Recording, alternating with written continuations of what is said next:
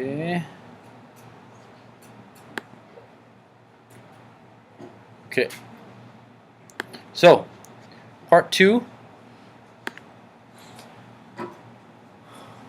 I think we started talking about this. We mentioned the Hitler Youth, right? And you saw those kids in the trailer for 1984.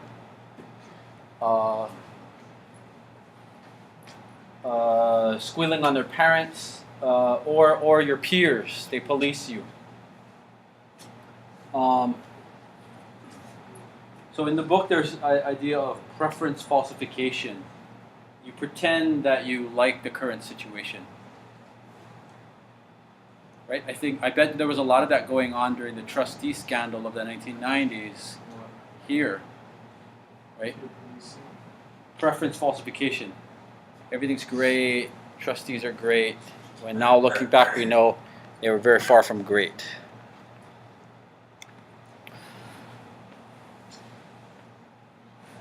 Legitimacy. How does one of the questions earlier was, who is the lawful government?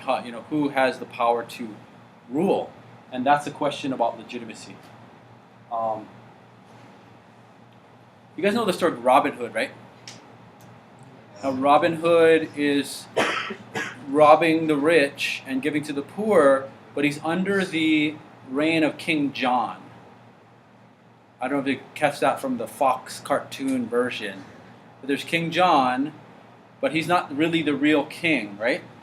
The real king is Richard the Lionheart. Richard the Lionhearted, who's in Jerusalem fighting the Crusades.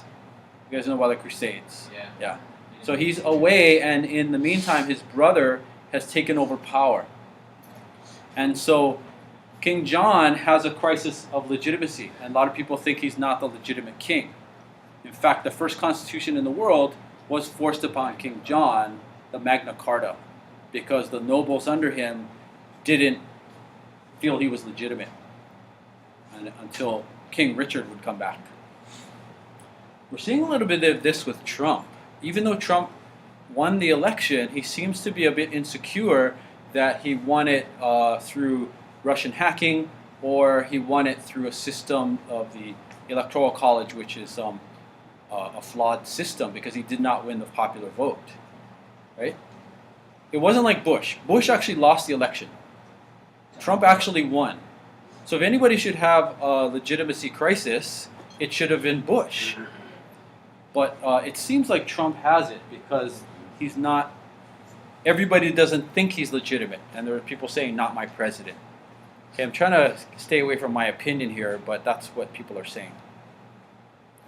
So I have some of these pictures here.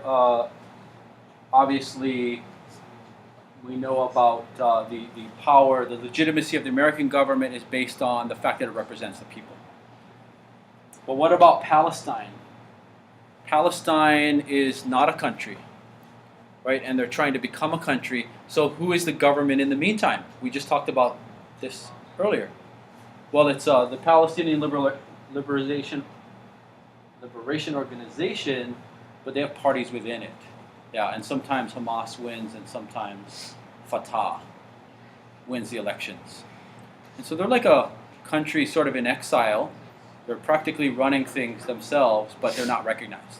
And so the PLO might have a legitimacy problem. And even the government in Hawaii had a bit of a legitimacy problem when you had people occupying Thomas Square for 500 days with no break. Somebody at that square for 500 days. It's the longest Occupy movement, and they're questioning the government. Are you legitimate? So for example, they were using the law of the splintered paddle. They were saying, you are violating the law of not only the kingdom, but the state itself by attacking them on the roadside, right? The law of the splintered paddle says old men, old women, and the children should be able to lie on the roadside and no one shall harm them. And yet they had police raids like several times a week, seizing their property and so on. So it's a legitimacy issue.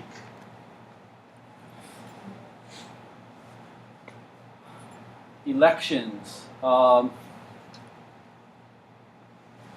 if you're not a monarchy, then the way to get legitimate rule is an election. Or in the Hawaiian Kingdom, they have elections even though it is a monarchy. So I just had some pictures for some of the issues here. This is Alberto Fujimori. He's actually the president of Peru.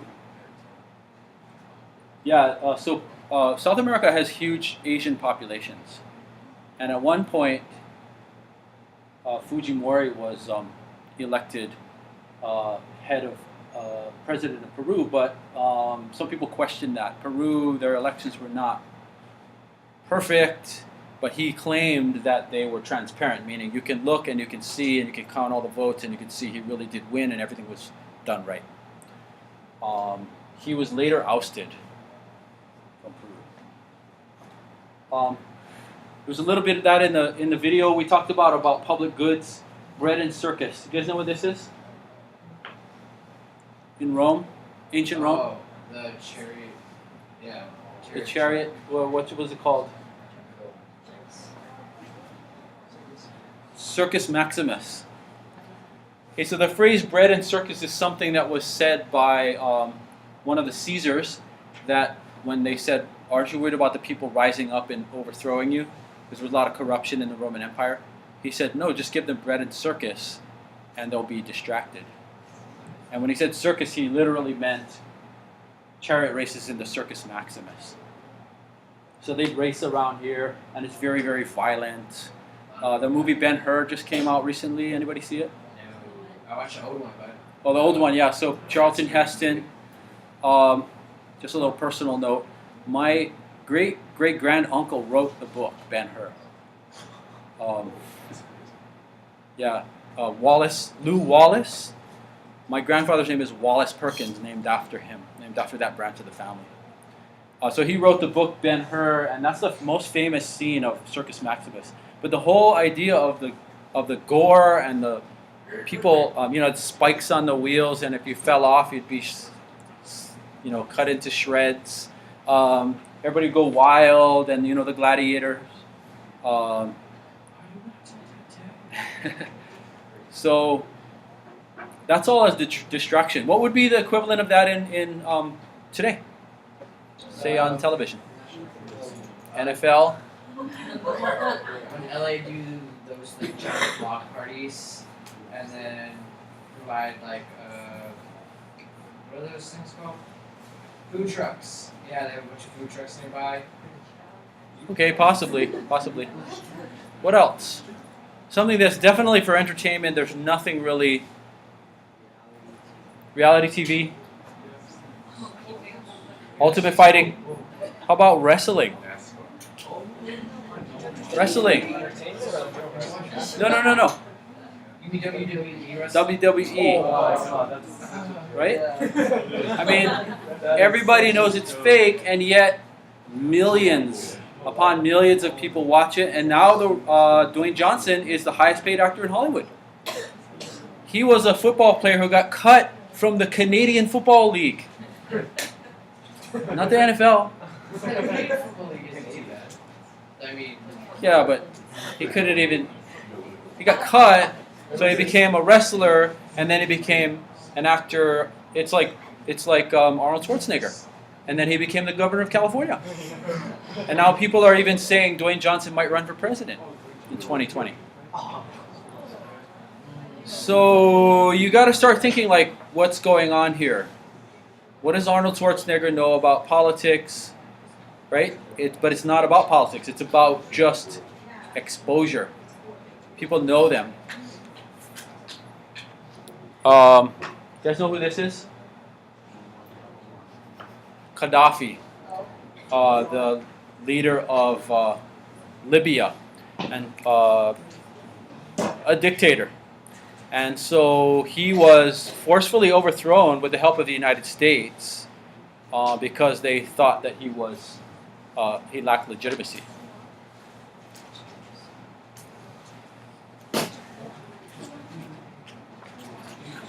So the question is, there's always these balances, security and freedom, force and legitimacy. How much force is allowed, right? there are some states now that are trying to ban peaceful protest. Peaceful protest. And so you have to ask yourself, is that legitimate? Right? There are rights in the Constitution, the freedom to assemble, and the freedom of speech. Right? Protest is assembling to speak. Yeah. What's these?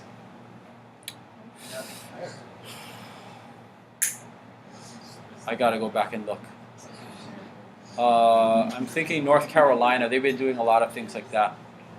But I don't want to say the wrong ones.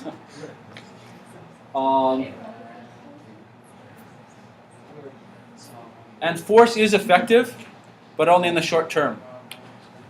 In fact, tonight I'm going to show a video about the world's leading expert on nonviolent protest. And the very first thing he says in this movie is, we started to notice something, which was that the people without the guns were winning. Catch that? Force is effective, but only in the short term. In the longer term, force has its limits. Okay.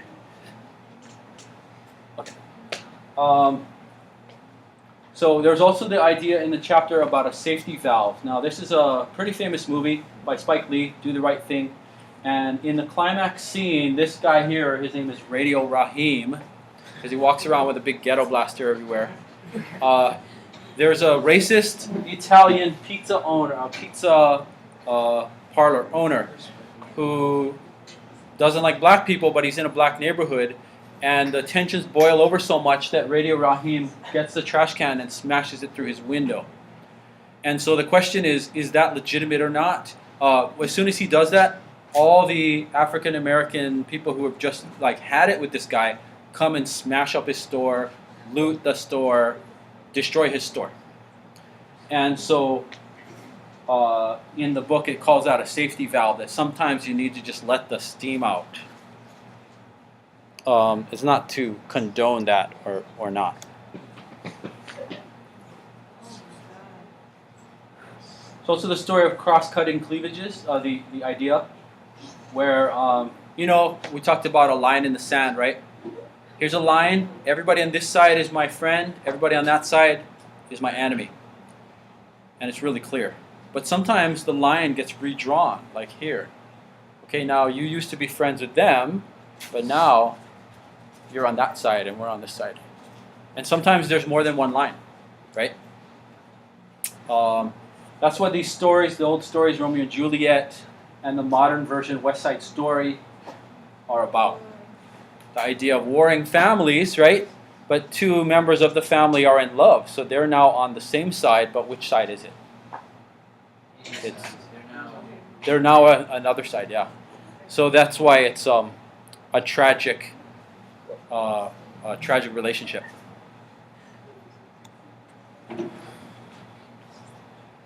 Sometimes the best way to get people on your side is to declare an enemy, to say, you should be with me because they're the bad ones. Do we see that today? Yes. I mean, right now, there's a Muslim ban against 7 countries, except the 4 countries that had terrorists in 9/11. Those are exempt. You guys know that? Namely, Saudi Arabia. Most of the terrorists in 9/11 were from Saudi Arabia. There's no Muslim ban on people from Saudi Arabia. Why? Some people think it's because Donald Trump has business ties in Saudi Arabia. I read that it was because Obama had a legislation that he wrote about how all the countries that Trump put into the immigrant ban were actually considered war zones. So like Saudi Arabia isn't considered a war zone right now, which is why they can't actually they can't really stop immigration from them. So all the countries that are within that law, the temporary immigration ban are war zones considered in the U.S. Okay, I'm trying to think. Certainly some of them are. So, I think the point here is you should be careful when somebody names an enemy. If we're talking about Hawaii, that's something that could happen here. Yeah? Even though usually people are pretty mellow. But there's some tension that's been built up over decades that might have to be relieved. There might be a safety valve. It could get violent. This is the Christian Coalition. They definitely did that. They said there are enemies of Christianity in the United States, and they mobilized. They became the biggest voting bloc in America. Right now, you can win the presidency with evangelical Christians alone. You don't even need like Catholics. You can win without Catholics. Just the evangelicals, because 35% of Americans are evangelical Christians. And if you don't know what that means people who take a very literal interpretation of the Bible. Like they don't think it's a metaphor at all. It's just exactly what it says. That's what that means. So they don't eat shrimp then?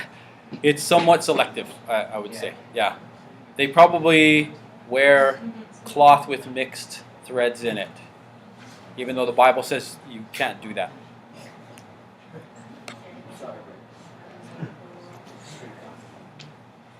Okay, so in summary, governments use various techniques, force, but also other kinds of control.